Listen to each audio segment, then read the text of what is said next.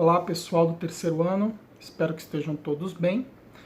Na aula de hoje vou dar seguimento à aula anterior sobre a Primeira República, que começa aí com a proclamação da República em 1889 e vai até 1930 com o golpe feito por Getúlio Vargas. Então na primeira aula nós vimos algumas políticas importantes, alguns conceitos importantíssimos na Primeira República, como a política do café com leite, a política dos governadores, o clientelismo, o coronelismo, o voto de cabresto.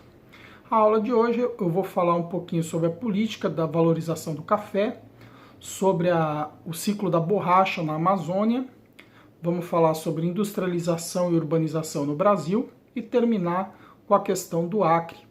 Sim, o Acre existe, nós vamos provar isso na aula de hoje, tá bom? Então vamos começar pela política de valorização do café.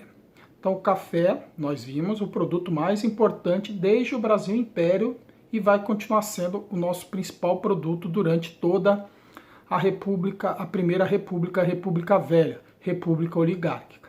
O café, principal produto de exportação do Brasil. Só que no final do século XIX, início do século XX, o preço do café começa a cair enormemente a partir de 1890. O café chega a ter um valor 3 vezes menor no período de 6 anos. Então o café está extremamente desvalorizado porque os produtores brasileiros produzem cada vez mais.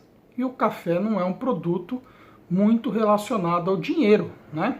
Não adianta, não é porque eu enriqueci que eu vou tomar 2 litros de café por dia.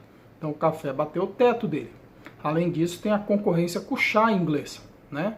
Então muita gente substitui o café pelo chá. Então eu tenho um decréscimo de exportação.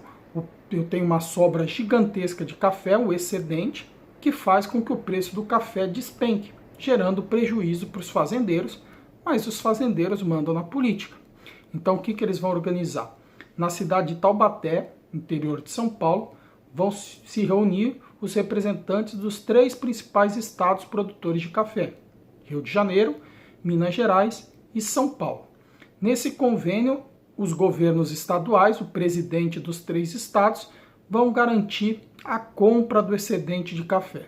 Então você produz, o que vocês conseguirem vender, maravilha, o que não venderem, o governo vai lá e compra.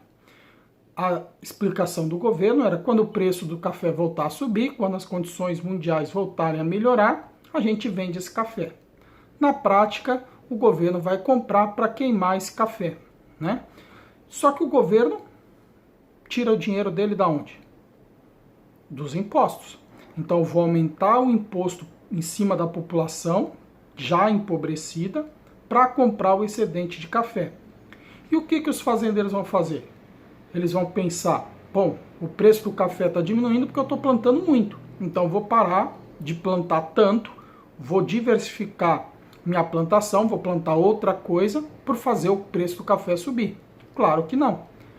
Tendo a garantia de que o governo vai comprar, eu vou plantar mais ainda, gerando cada vez mais problemas e descontentando a população do Brasil como um todo, né? Eu estou pagando para o fazendeiro ter lucro. E eu não quero isso. Então vai ser importante nas revoltas que nós vamos ter aí espalhadas pelo Brasil, esse convênio de Taubaté, a política de valorização do café. Ok?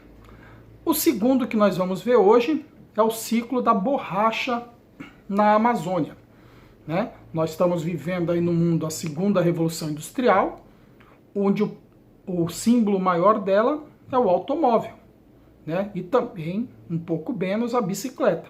O que o automóvel e a bicicleta têm em comum? O pneu. Eles precisam de pneu para rodar. E o pneu é feito de borracha. Da onde vinha essa borracha na época, né? Atualmente, é óbvio, uma indústria química produz a borracha. Mas naquela época, não. Naquela época, a borracha vinha principalmente das seringueiras, que é uma árvore que naturalmente tem muito na Amazônia. Então vamos ter aí o boom da borracha de 1898 a 1910. Então a borracha extremamente valorizada vai ser retirada de maneira extrativista ou seja, não é plantada, ela já está lá, e muitas pessoas vão sair do Nordeste, que está passando por uma seca gigante, principalmente o Ceará, e vão trabalhar na Amazônia. Então vão largar tudo no Nordeste para ir para a Amazônia tentar uma vida melhor e logicamente não vão conseguir. Então a gente vai dividir o ciclo da Amazônia em dois tipos de personagem. O primeiro, o seringueiro. Quem é o seringueiro? É o cara que abandonou lá o Nordeste, foi para a mata pegar... Desculpa. Foi lá pegar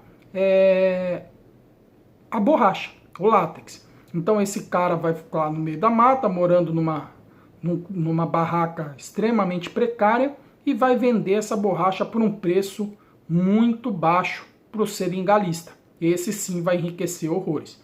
O seringalista que vai pegar essa borracha, a bola de borracha, vai transformar na borracha propriamente dita para a indústria e vai vender para o exterior.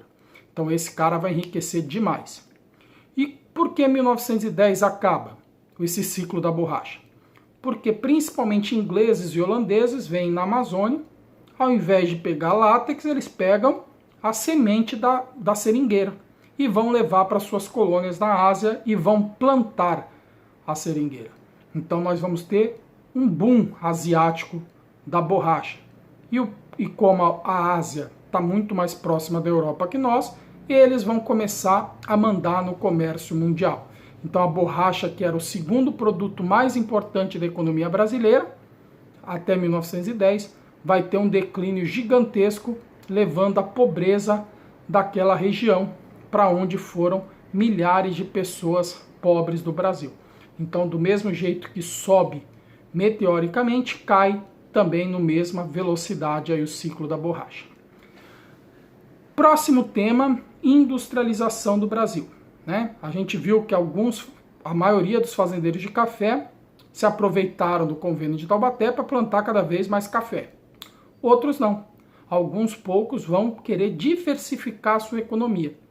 E a maneira mais clara para isso é investir na indústria que está crescendo. Então esse fazendeiro, principalmente do Rio de Janeiro, então primeiro Distrito Federal, que era o Rio de Janeiro, onde a indústria vai crescer bastante, depois vai ser ultrapassada por São Paulo, que até hoje é o estado mais industrializado do Brasil. Então eles vão pegar esse excedente do dinheiro do café, se aproveitando da malha ferroviária que tem nesses estados para escoar a produção, se aproveitando do excesso de mão de obra, da matéria-prima, que nosso país é riquíssimo, os portos, e vão começar a desenvolver as indústrias. Primeiramente, a indústria têxtil, a indústria de roupa, a indústria alimentícia com alimentos e bebidas. Esse era o forte da indústria nascente do Brasil. Além disso, claro, a Primeira Guerra Mundial. Os países europeus estão com sua produção voltada para a guerra e o Brasil, que importava esses produtos, vai ficar sem eles. Então, ou nós compramos, ou nós fabricamos, ou ficamos sem. Então, são aí os fatores importantes para a criação da indústria. Essa indústria, como eu disse, vai precisar de mão de obra, e essa mão de obra vem através das imigrações.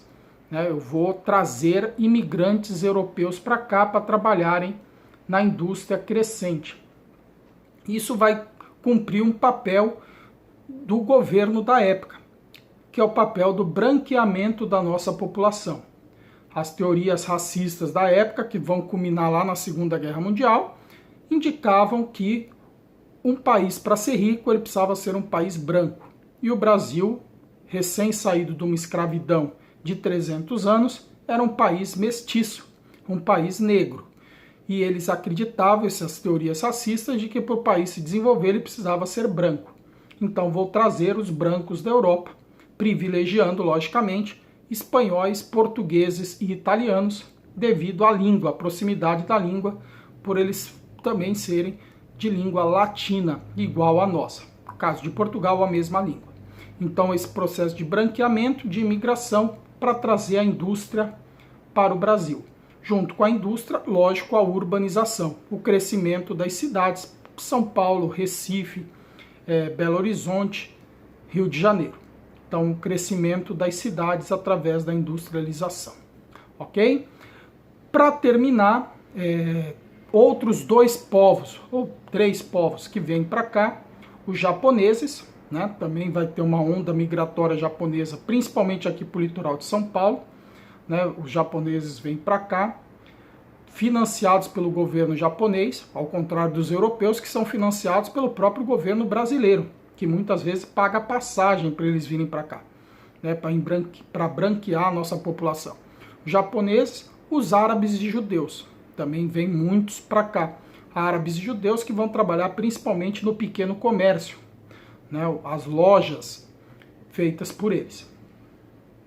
E para terminar a aula de hoje, vou falar sobre a questão do Acre, que está ligado lá ao ciclo da borracha na Amazônia. O Acre pertencia à Bolívia, né, o nosso país vizinho. Só que o Acre era uma região rica em seringueira, em borracha. E o Brasil explorava aquela região mesmo não sendo nosso território. A Bolívia contratou uma empresa inglesa, a Bolivian Syndicate, olha que nome chique, Bolivian Syndicate, para explorar a borracha. E essa Bolivian Syndicate expulsava os seringueiros brasileiros de lá. Então teve uma crise diplomática, o Brasil ameaçou invadir a Bolívia recuou nessa medida delas, e o Brasil propôs um acordo que beneficiava logicamente ao Brasil.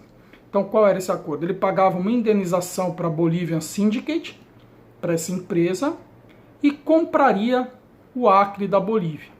Em troca, o Brasil deixaria a Bolívia usar a malha hidroviária, ali os rios da Amazônia, para a Bolívia conseguir uma saída para o mar, já que a Bolívia não tem saída para o mar. Não tem, junto com o Paraguai, são os países que não têm saída para o mar aqui na América.